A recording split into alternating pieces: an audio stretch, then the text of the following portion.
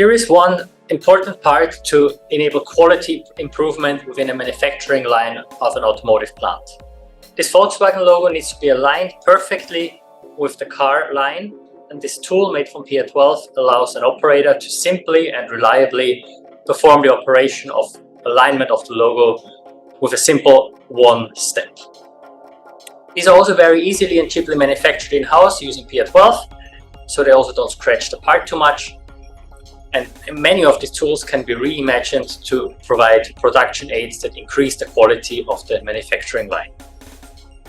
Another quality improvement can be tools made from TPU, from BSF TPU, a flexible material also used on multi-jet fusion that helps to avoid scratches or damages on car parts during manufacturing.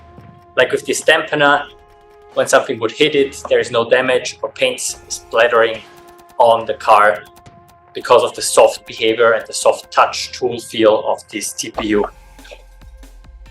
For operators, it can be more helpful to use a soft and grippy tool, like here for this rotary tool, which then leads to higher quality manufacturing lines and also faster assembly if the tools last longer.